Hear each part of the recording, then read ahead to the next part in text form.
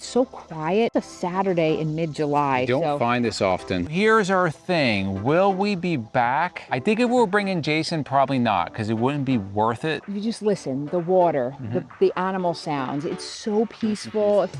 We have a very different campground review for you today. This is unlike any other campground we've ever stayed at, and we're going to tell you all about it. We're going to take you through our Endless RVing perfect campground criteria and take you through each step and tell you what we liked, what we didn't like, and will we be back.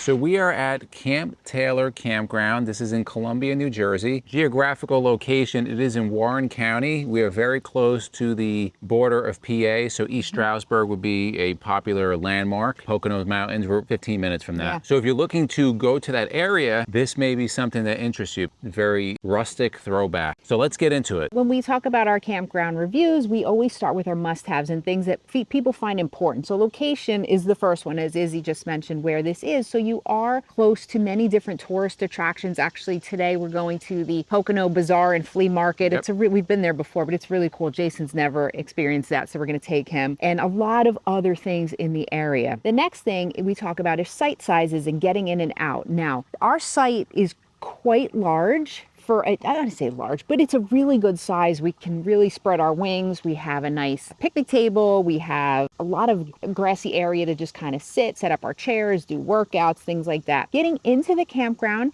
it's pretty easy. It's not huge, but you're not getting the traffic that you do, like say at Frontier Town when we were there a couple weeks ago. So it's wide enough. We pulled right in, no problem. Getting through the campground to the site, it's very well marked, very easy to get to. So let's show you our site. We are in site 56, and there's not many sites at this campground. So you have bigger sites like MJ said. So we have the Tesla with us. You can see how much space we are. Now a reference, 37 feet, guys. Look how much room we still have. So if you're in a fifth wheel, big motorhome, plenty of space. Now this is a gravel site. If it's raining out, it can get a little bit muddy, of course. A lot of coverage, so it stays cool in here. You have a picnic table, fire ring over on the passenger side. Again, this is all of our site here, so you can see how large it is. Watch for the rock. Oh, you almost pulled an MJ. I almost pulled an MJ. Now you do have water hookup. There's no sewer hookup anywhere on this campground. There is a dump station when we first pull in. 50-30 amp, in good shape. And then this will be the neighbor's site over here. So you can see it's a very large site, no pine trees, which I like because those are dropping needles all the time, but you have good coverage. You know, when you have sites like this where you have gravel, dirt, it's really important that you put something down under your jack feet so they don't sink in, they don't get damaged. And that's why we want to thank the sponsor of this video. It's going to be RV Snapads. RV Snapads are permanently mounted jack pads, and we've had ours for 6+ years, the original set. Yep. Prior to us even having a channel, and they're still going. Great perks of the Snapads. There's many of them.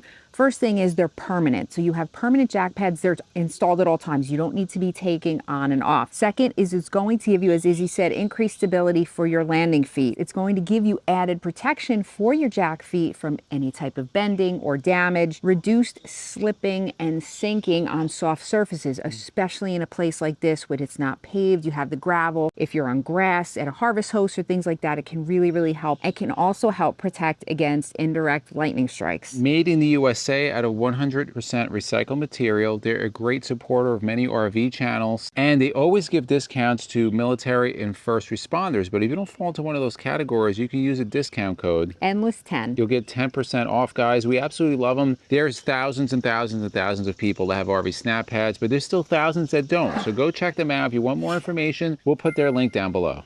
The next one that we like to have are going to be level sites. This one, not so much. Now this site that we're on may be different than other ones. When we pulled in here, guys, we rarely use pads, leveling blocks. We do carry them just in case. We had to use them here. Now each one of our leveling blocks are 2 inches in height. I had to build it up almost 6 inches on one side, both front to back and then driver to passenger side. So we're about 10 inches off from front to back, almost 5 inches from driver to passenger. We did get it leveled out, all zeroed out, as you can see, but that's something that they could do a little bit of a better job here. And the last must-have for a lot of you who travel with your pets is that they allow pets, and they do. There's plenty of dogs walking around, so you can have your dogs, your cats. We'll get into the type of animals they have here in a little bit. Now let's move on to the like to haves. Now like to haves, we like to have, and many people do like to have full hookups. They don't have that here, as we had mentioned before. They do have water and electric, and then you can just dump on your way in or your way out. Which is very convenient. It's literally located as soon as you pull in. I was gonna dump at home prior. I'm like, I'm just gonna dump there. As soon as we pulled in, I was able to dump while you guys were checking in. And being that there's so few people here, there's no line building up behind you. The next two, space. There's a lot of space here. The area we're in, we're the only ones. There's one seasonal kind of a little bit to the left of us, but as far as the transients, there's nobody here. Now this is Saturday. We'll see if somebody comes in, but there was nobody, which is pretty nice. Now, overhang, there's overhang pretty much in every site. But what's nice, like I mentioned earlier, I don't see any pine trees here. And the pine trees are the ones that I hate with the sap, everything else. You have the oak and the maple here. They don't really do anything until the fall. So that's a nice perk. And the last like to have that we always touch on is a dog park. For those of you that are traveling with your dogs, there isn't a dog park here, but there are miles and miles and miles of trails that you can take, which we'll get into in a minute. So there's plenty of room for you to walk your dogs. There's also wide open fields. We're actually standing on one right now. If you bring a long leash or something, you know, an extra long leash, you could throw the ball to your dog or whatever. Again, it's so quiet. And I think I've seen one dog here. This is a Saturday in mid-July. You don't find this often. No, not in North Jersey. No, well, it's not North Jersey, but it's just in Jersey in general. Right. It's like northwestern Jersey. So then we're going to move into our bonuses. This is kind of what drew me to this campground. I had been searching for something just to do. This is our birthday. Jason's birthday was recently and my birthday was yesterday. And I wanted to go somewhere close, but that had something a little different that we've never been to before. So this caught my eye. And the main perk of coming here, guys, is that they are attached to a wolf preserve. So it's called the Lakota Wolf Preserve. If you love animals, which I'm a huge animal lover, you have to come here. So yesterday we went to the Lakota Wolf Preserve on a tour, as a guided tour, and I was speechless. It was so amazing. They have, you know, in captivity, which it's like their family. They're rescues. They're pets. They are rescues. It's like I shouldn't say, you know, it's like a sanctuary type situation. They're like their kids, and they have all different packs. I think they have 4 packs, I believe, of wolves. I think about 17 or so wolves that they have. Each one is on about 4 to 5 acres. Right. Each pack. They feed them 3 pounds of deer meat every day. Like these, they have vet care. They are treated really, really well. And you can see it in their behavior. They're very happy. People come walking up, the wolves come running because they know they're going to get tossed some meat. What's beautiful is that you just learn about all their habits and their lifestyle. And they also have a couple foxes, a bobcat, and a lynx that they were talking all about, things that we just never knew about these animals. I think it was the coolest thing I've ever seen at a campground. I'm an animal lover, so I absolutely enjoyed every minute of it. The next must-have for us is good cell signal. Now, not really that good here. Both AT&T, Verizon, 1 to 2 bars. Depending on the day, sometimes we're getting like 25 down. The up is pretty bad. On average, we're getting about 7 to 10 down, up about 5. So if you're just surfing the web, it's fine. If you're streaming, okay. If you're uploading video, it's a problem. However, if you drive 10 minutes away, it gets much faster. You're in the middle of the woods here, guys. Like there's a lot of animals around here, a lot of coverage. Let's talk about some bonuses. Now, if you're a tent camper, they have a lot of tent sites here. This is a large place. When we walked from our site to the front office and then up to the Lakota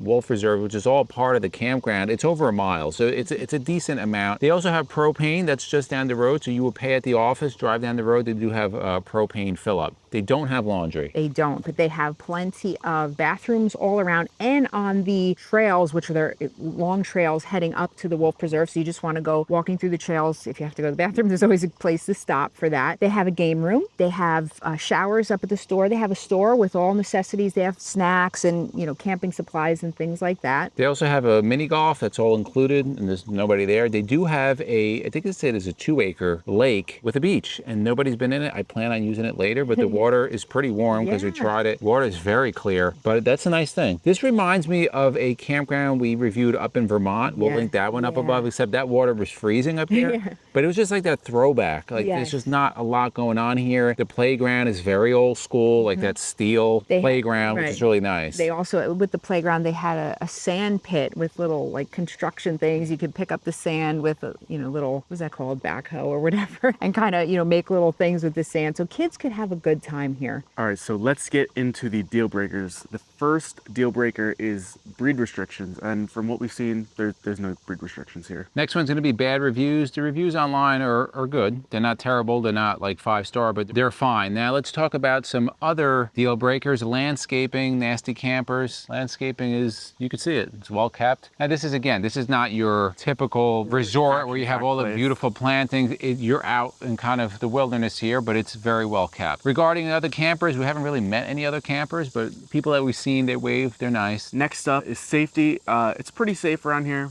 Nothing to worry about. The only thing is animals. This morning, Mom and Izzy were on a walk, and they were probably about 20 feet from a bear, so you gotta kind of be alert for the animals. Yeah, you're in Warren County. There's a lot of wildlife around here. Bobcats, bears, and snakes and other stuff, but Wolves. They don't really bother you. Now, let's get into the attitude of the workers. What you would expect, the workers are fine. We changed our original site. The site we were gonna pull in had a lot of overhang, low hanging. So I asked MJ, can you just run out to the front, say, can we switch sites? They immediately sent somebody out. They said, absolutely. They switched our sites, although they haven't taken care of that yet, but hopefully they do. But the workers have been super nice. Now let's get into the pricing, and we're gonna get into the pricing a little bit here. So to stay here for 3 nights, the original price, it was $159, which comes down to $50-something a night around there. But here's the twist, and Jason can talk about this. So when we got here, we were told that it was an extra $16 a night because the sites could only hold 2 people a site. So since I was staying here, it was an extra $16 a night. Right, so the base rate is only for 2 people. Yes. So I'm not a fan of the nickel and diming. When you break it down, it comes down to about $69 a night around there.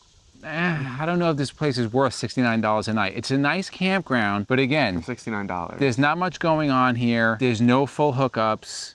I don't know. You put in the comments below what you think about that. Should they have just, how much water is Jason using? And I want to mention too that the wolf preserve is not included. That's correct. If that were included, but that was an extra fee on top of it. Right, so the wolf Worth it, preserve totally really worth it. has nothing to do with this campground. So the wolf preserve is on the campground, but it's run by a completely different people. organization. But yes, if you want to do the tour, you can. Now you can kind of walk up there when off hours and look, but you can't get inside. You'll see the wolves out there, but you don't get the actual tour. So here's our thing. Will we be back? I think if we were bringing Jason, probably not, because it wouldn't be worth it. You are in New Jersey. It is expensive up here in general, but I just think that once you start getting in that $60 and above per night, you got to have full hookups and you got to have a couple of more amenities. If this was in that $50-something, now you're kind of at that state park, county park. It's worth it. It's kind of like on that fine line, and they should probably think about that. Yeah, for me personally,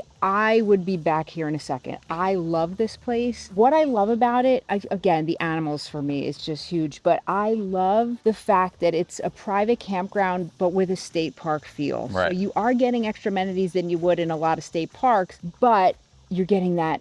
You just listen, the water, the animal sounds. It's so peaceful. If you like that, this is a place for you. And then on the flip side, if you go 15, 20 minutes into PA, now you got PA state parks that are like $40-something a night for the same thing, but it's a state park. Yeah.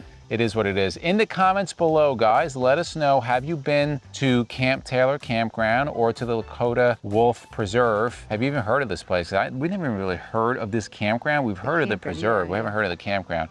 If you like videos like this, guys, to the left of us, we'll put our RV Vlogs playlist, we'll put our RV Campground Reviews playlist, and for myself, MJ, and Jason, it's a journey of a lifetime. And we'll see you on the road.